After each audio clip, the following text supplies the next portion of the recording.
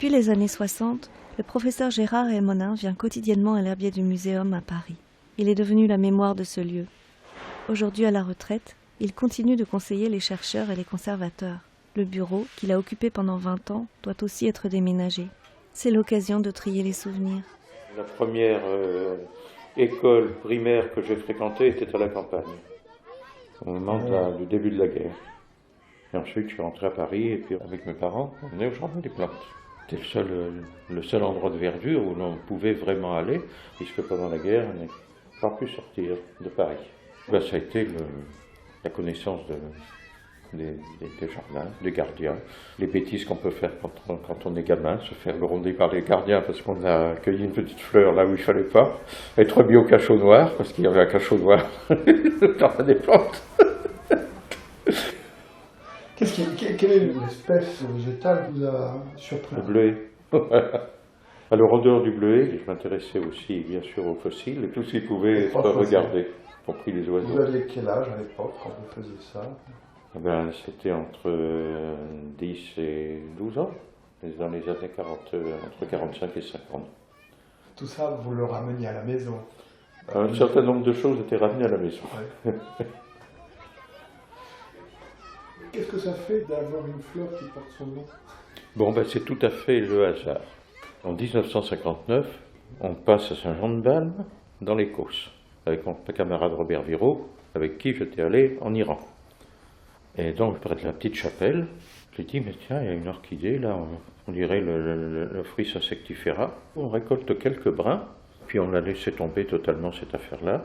Et puis, en 1974, avec mes collègues de Millau, je retourne à Saint-Jean-de-Balme, et puis là, on trouve quelques pieds de l'orchidée. Et il y avait avec nous un collègue de Grenoble qui dit, mais c'est pas du tout une orchidée du groupe insectifera. Et donc, il l'étudie. Il en fait une sous-espèce, et puis il passe derrière un botaniste étranger qui dit « Mais non, c'est pas du tout une sous-espèce, c'est une espèce nouvelle. » Et il me l'a dit.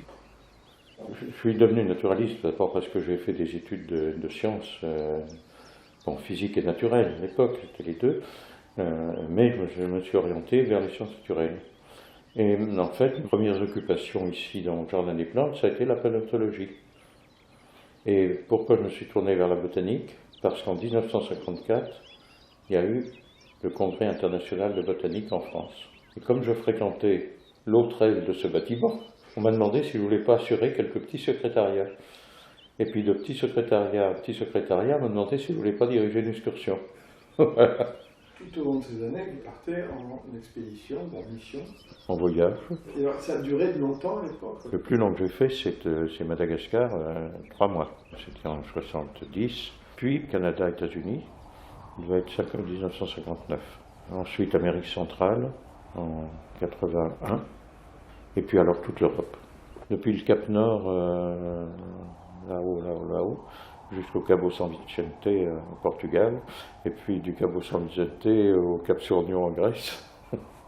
Et puis j'ai fait un autre grand voyage avec un collègue entomologiste qui a été une expédition de Paris aux frontières de l'Afghanistan, en 1958, en voiture. Allez. Ça a duré un peu plus de 2 mois quand même. Par la Turquie? Par Edirne en Turquie, puis ensuite la traversée de la Turquie par le Taurus, le Kurdistan, l'Arménie, l'Azerbaïdjan iranien, le massif du Démavand, l'Elbourz, et puis ensuite les déserts du sud-est iranien.